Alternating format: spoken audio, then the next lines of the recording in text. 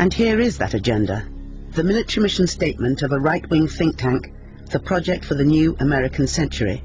Written a year before 9/11, it's supported by key members of the current Bush administration. The drafting was supervised by Cheney, by Donald Rumsfeld, by Paul Wolfowitz, by Jeb Bush, who's the president's younger brother, and by Lewis Libby, who's Cheney's chief of staff.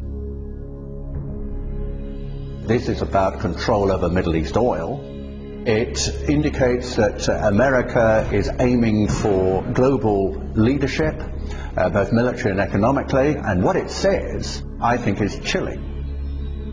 It says if we are going to transform America into tomorrow's dominant force, that's their phrase, then it's going to be a long process unless there is a catastrophic and catalyzing event, like Pearl Harbor.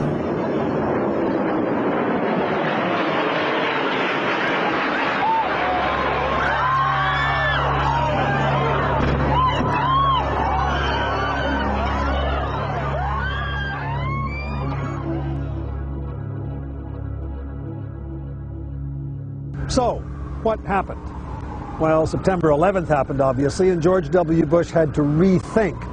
But for many of those around Bush, there was no rethink. There didn't have to be.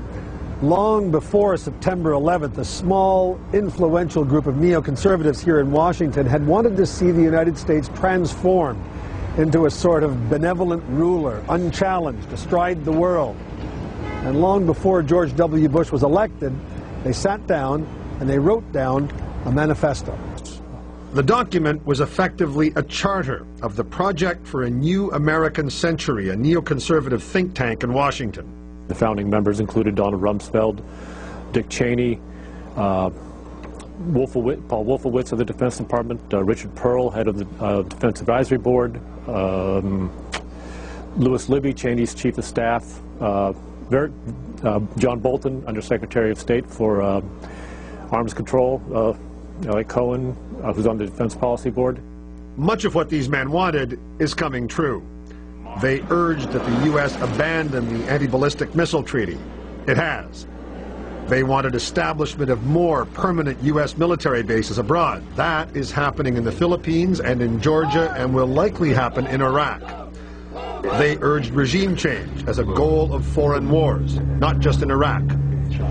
They wanted the U.S. as a global constabulary, their word, unburdened by the UN or world opinion, preventing any challenge to U.S. dominance. But, they wrote, a year before September 11th, such aspirations are unlikely to be realized without a catastrophic and catalyzing event, like a new Pearl Harbor.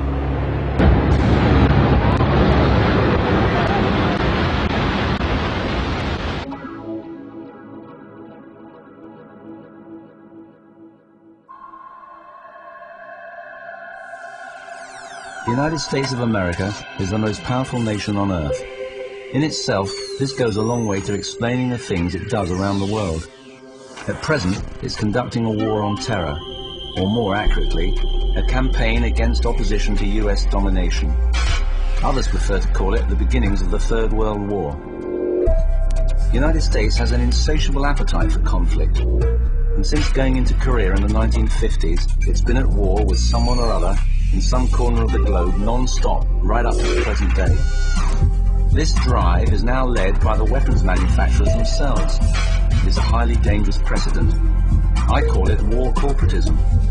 It is the door of a new fascism being pushed open. And don't be fooled, not all fascism looks like Adolf Hitler.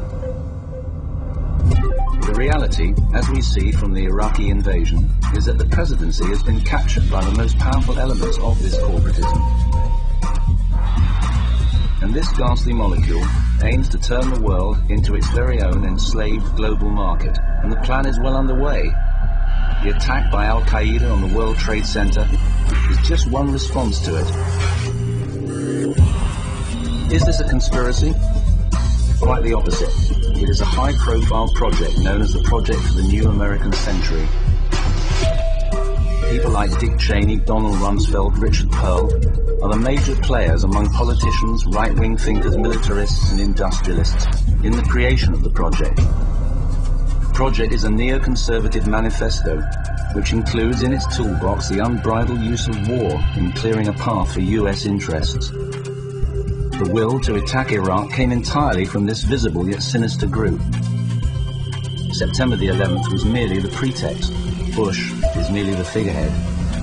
And so, who's next, you wonder? Iran? North Korea? France? Britain? None of us really matter to them.